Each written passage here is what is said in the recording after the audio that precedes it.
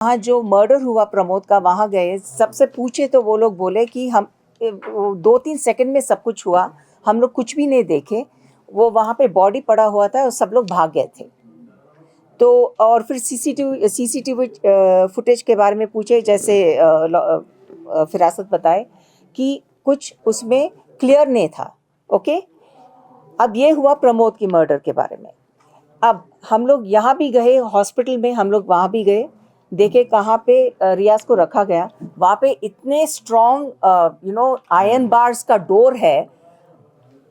रियाज का जो जब गुस्ल करे नमाज जनाजे के लिए, जब गुस्ल करे, तब देखे उनका गर्दन जो है पूरा टूटा हुआ था, तो बांध के रखना पड़ा उन लोगों को, ऐसा हिल रहा था गर्दन। उनके हाथ पैर भी टूटे हुए थे। तो how was he going to attack the police? जैसे बोले कि हमारे पुलिस बहुत कमज़ोर है, बेचारे हैं, कोई भी अटैक कर सकते हैं, और फिर सेल्फ डिफेंस में वो लोग गोली मार देते हैं। अच्छा, गोली मार देने के बाद क्या हुआ? वहाँ पे फायर क्रैकर्स, पुलिस हॉस्पिटल के बाहर ही फायर क्रैकर्स शुरू हुआ, और फिर उसके बाद वहाँ पे बड़ा सेलिब्रेशन हुआ।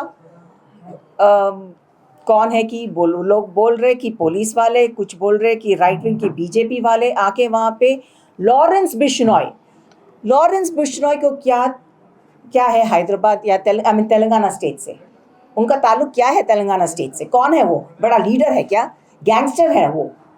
उसका बड़ा पोस्टर लगा के, और कमिश्नर ऑफ पुलिस चैतन्या, उनके भी बड़ा पोस्टर लगा के लोग वहाँ पे नाच रहे थे, फायर क्रैकर्स फोड़ रहे थे। तो सेलिब्रेशन चल रहा था। क्यों सेलिब्रेशन चल रहा था? क्योंकि एक मुसलमान का कत्ल हुआ वहाँ पे। अब ये हालत हुई है तेलंगाना स्टेट की।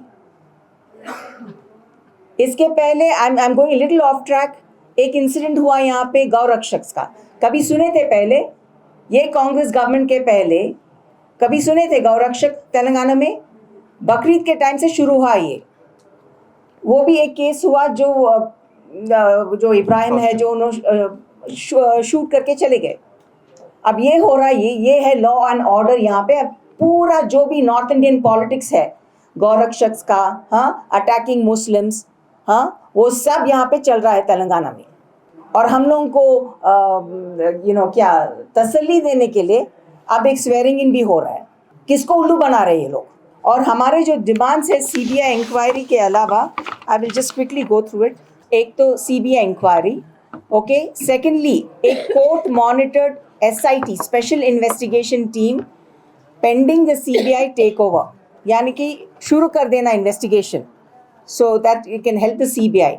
फिर जो भी फोरेंसिक और क्रिटिकल एविडेंस है, जो भी कॉल रिकॉर्ड्स है रियाज का, आसिफ का, प्रमोद का, एसएचओ का, SI Vithal, from 1 September to 20 October, ये सब सीसीटीवी फुटेज विनायक नगर से, government general hospital, police station से, री-ऑटोप्सी, फिर से ऑटोप्सी करना रियाज का, क्योंकि वो जो शूटिंग के पहले जो भी टॉर्चर हुआ उसका, वो जो 3 लाख करेंसी नोट वो कहाँ गए, हाँ, और उनका जो बाइक, बर्गमैन बाइक, वो कहाँ है। फिर पुलिस प्रोटेक्शन रियाज के फैमिली के लिए, और जो भी विटनेस है विटनेस प्रोटेक्शन स्कीम के तहत उनको दिया जाए, ओके। फिर जो भी जुल्म एक फैमिली के ऊपर करे, लेडीज़ के ऊपर, बच्चों के ऊपर, हम लोग रियाज के मर्डर के बाद अब वो साइड पे रखेंगे। जो हुआ बहुत गलत हुआ, ये हमारे साथ भी हो सकता है। अगर हम लोग चुप बैठे, किसी के भी साथ ये हो सकता है। तो हम लोग ये भी डिमांड कर रहे हैं कि एक इंटरम कॉम्पनसेशन 5 करोड़ रुपीस का रियाज के फैमिली के लिए, और एक गवर्नमेंट जॉब रियाज की बेवा के लिए, और बच्चों की एजुकेशन के लिए फुल गारंटी। ये नहीं कि या जाके प्रॉमिस करे, वादा करे और कुछ न करे, ओके। और रजिस्टर, लास्टली हम लोग जो बोल रहे हैं, register FIRs for custodial murder under भारतीय न्याय संहिता section 103 along with 36, assault on modesty under section 74, extortion under section 316। ये सब पुलिस के कारनामे हैं। एक्सटॉर्शन, सेक्सुअल असॉल्ट, ये सब पुलिस के कारनामे हैं। They are suppose be protecting us. अगर ये है इन लोगों का प्रोटेक्शन का, हम लोग को नहीं चाहिए ऐसा प्रोटेक्शन। और मैं फिर से बोल रही हूँ, फिर से दोहरा रही हूँ कि ये जो तेलंगाना में जो माहौल है माइनॉरिटीज़ के खिलाफ, we have to stop it. ये हम सब के रेस्पॉन्सिबिलिटी है।